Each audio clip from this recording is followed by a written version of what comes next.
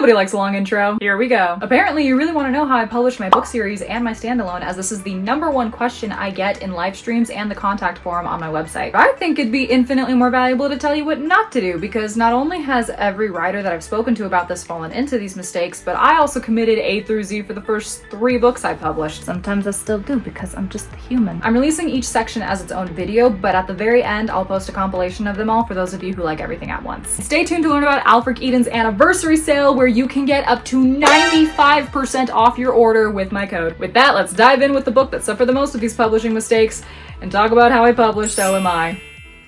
No, not that one. This one. Yeah, buckle up. July 2018. Oh my gondola, it's been exactly 7 years, I'm old. I get the basic idea for the book. I have motivation knowing that this is gonna be my debut. I immediately start writing because all I need is the written manuscript to publish the book. No! No! No! No. Don't dive in with just the main character and an elevator pitch. When I started OMI's journey, I had the general idea, elevator pitch-esque. Girl has magic and her family's being hunted by the federal government, so she enrolls in a hunter boarding school to protect her identity, and then she starts getting kidnapped a lot.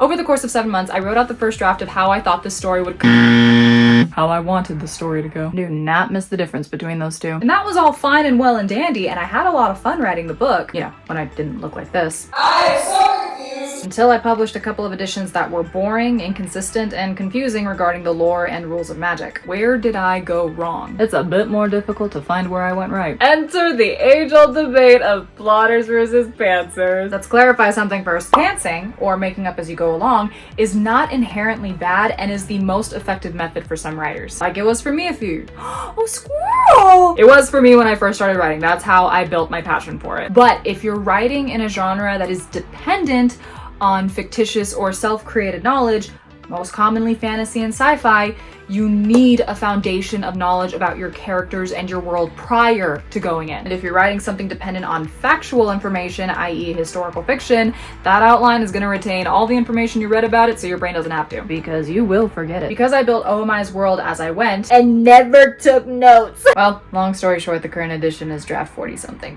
In its finalized version, somehow things have miraculously worked out with the plot twists and cliffhangers I made up on the spot some random Tuesday 7 years ago. And that's something I can proudly say. As much as the book has changed, the only things that haven't are the story and plot. But again, this was a sheer miracle and has never happened to me since. Don't test fate. Okay, but plotting's boring and I don't want to spoil the story for myself. Good point. This is a crucial thing to note. Plotting does not automatically mean you know everything about the book and the plot from start to finish. And even then, you are not bound to the outline. It can change at any time according to the book's needs. In fact, the best piece of preparatory writing advice I've ever heard is a lot more universal than you think. Plan until you know just enough. That's going to vary from writer to writer according to their individual needs. I started with not enough information, getting stuck in the plot holes and realism numerous times. But you can also start with too much information. Blasphemous, I know, but true. You might either get stuck on sticking to everything you've written down and constantly having to double check as you write, or overload yourself to the extent that you extinguish your fire for this new, now dull world. The question isn't, should I plot or pants my book? It's, how much do I need to know about this book before I start writing? And only the writer can answer that, because only they can feel the answer to that. And you know what would have helped me avoid publishing a book that wasn't ready in the first place? A really cute outfit from Alfred Eden for up to 70% off to celebrate their July 15th anniversary? What? No, wait, 70% off? Yeah. And the code Ariana T25 for 25% off on top of that. You're saying I could get this outfit. Okay, cool. I got shoes too! And this outfit. I've not felt this good in a long time. For up to 95% off. Up to and for a very limited time. But yeah, that's a fairy tale in itself. But how would a super stylish and high quality outfit have helped me avoid publishing a debut that wasn't ready? The same way Alfred Eden comes up with their unique and impossible to ignore designs. Time. Oh no. Oh yes. You know, this girl's main goal was to publish her debut before she graduated high school, which was only a year away. I had crippling insecurity and an inferiority complex from not getting enough attention from my working mom and estranged dad while growing up. Easy there, Bambi. Save it for Dr. Phil. So don't prioritize accomplishment over quality. And also don't misconstrue me. I'm not saying you should never publish before high school. I am saying give your book every second it needs. This is where we start getting into the professionalism side of things. Again, if you're just publishing for fun, take all this with a grain of salt.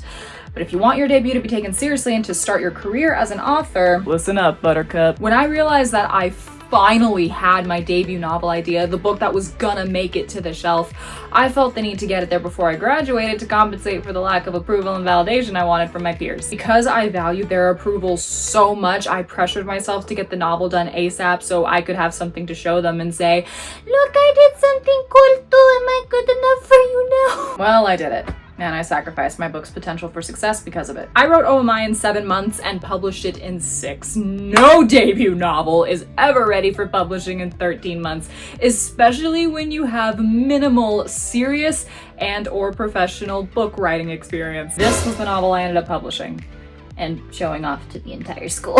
Yeah, no, I'm not kidding. Honestly, this was more embarrassing than it would have been had I ended the year not publishing altogether, because at least then it would have only been embarrassing for me. But no, I shared it with 1,700 other kids. You know what? It was all for nothing, because today, if my classmates want to know what I'm up to, they don't have to search very long to find me on the internet. That was a lot creepier out loud than in my head. Not saying this is going to be the case for you, but I do want to encourage you to predict outcomes realistically. Some writers are ready to publish before they graduate high school. I was not, and I published for the sake of accomplishment, not because the book was ready. If I had just given OMI the time it needed to shine instead of giving myself the time I wanted to shine, I guarantee I could have avoided publishing it a million different times with a million different covers. Even then, I've gotten less than overwhelming feedback on the current one, so we're designing a new edition for people to have a choice anyway. There are two magical tools the ancient workaholics invented for cases such as this, and they are timeframes and deadlines. Yes, I gave myself a deadline for OMI in high school, and it was a pipe bomb waiting to go off. So what am I talking about? Don't give yourself the time you think you need. Give me a second. If I had known this particular guideline about timeframes and deadlines, OMI's publishing probably would have been a lot less atomic. For each stage of publishing, give yourself 2 to 3 months longer than you think you'll need to complete it. You want your book ready for beta readers by May? Schedule finishing your 3rd draft by March. Do you have something to say to that? Really? What do you know about publishing? More than me? Oh, now you've really done it. Also, give yourself time to handle needy assistants. Book's not set to release until October. Get that book cover commission down in July. All you need is the interior formatted for printing. I highly doubt you'll have 7 consecutive days to spend 12 hours each working on that like I did for TKC. Consequently catching a fever at the end of it. Unrealistic deadlines. I'm sorry. So just give it 2 months. All the time you need to get formatting completed and allow for technical problems, and more time to do a final run through for typos with a fresh pair of eyes. You're not editing any lines or words here, just typos. More on that in a future episode. Wait, what's that? What's what? You don't hear that? Hear what? Someone's saying they won't need that much time because they're gonna do everything themselves. No. Yep. No, listen to me. Look at me. You're sending your book to death row. Don't do it. Neither of you'll make it out alive. Dude, calm down. That was just a transition. Until that attitude lets indie books like these out into the world. Okay, that was unnecessary. Go to the last section. Saying this one loud and proud. Don't do anything you're not a professional at. Let me disclaim, there's a super fine line between doing something because you can versus doing something because you're a professional. And keep listening, because I am not saying you absolutely cannot do any part of the publishing process yourself. When I was doing OMI's cover, I knew the design construction I wanted, and I had a drawing app that easily let me put everything together, where I was also able to edit the photos according to exactly what I wanted them to look like. This is where I mixed up the two concepts of how I was physically able to design the cover myself and whether I should design the cover myself. These are what you get when you can't let go of your pride.